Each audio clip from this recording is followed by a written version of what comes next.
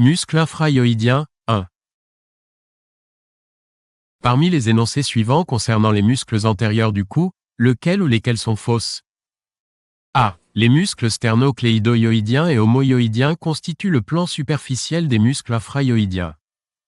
B. Tous les muscles infrahyoïdiens sont enveloppés par la lame prétrachéale du fascia cervical ou aponévrose cervicale moyenne.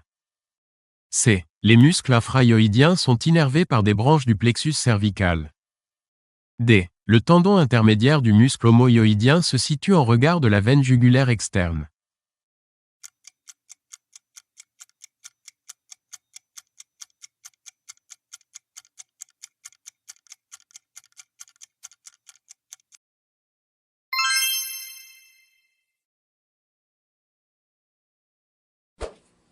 Parmi les propositions suivantes concernant le muscle thyroïdien, laquelle, ou lesquelles, et, où sont, exactes, est-ce? A. Il s'insère sur la ligne oblique du cartilage thyroïde. B. Il se termine sur la petite corne de l'os hyoïde. C. Il recouvre le paquet vasculo-nerveux laryngé supérieur. D. Son innervation réelle est fournie par le plexus cervical.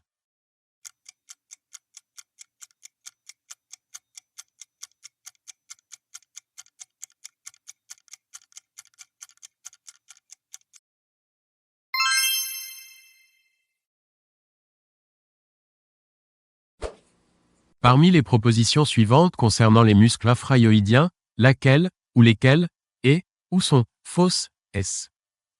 A. Le muscle sternocléido-hyoïdien est partiellement recouvert par les muscles sternothyroïdiens et thyroïdiens. B. L'intersection tendineuse, ou tendon intermédiaire, du muscle homohyoïdien coïncide avec le passage en profondeur de la veine jugulaire antérieure. C. Le losange dit de la trachéotomie est limité par les muscles sternocléido-hyoïdiens, homohyoïdiens et thyroïdiens. D. Les muscles sterno, costaux, thyroïdiens sont enveloppés dans un dédoublement du feuillet le plus superficiel de la lame prétrachéale du fascia cervical.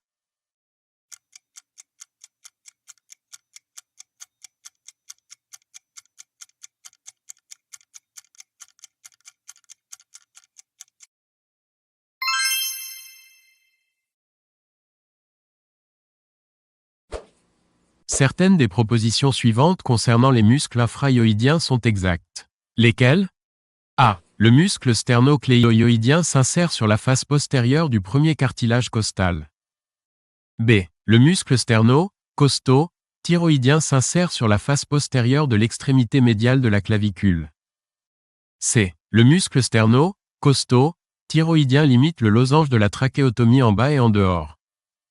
D. Le muscle homohyoïdien limite en arrière le triangle homoclaviculaire ou grande fosse supraclaviculaire.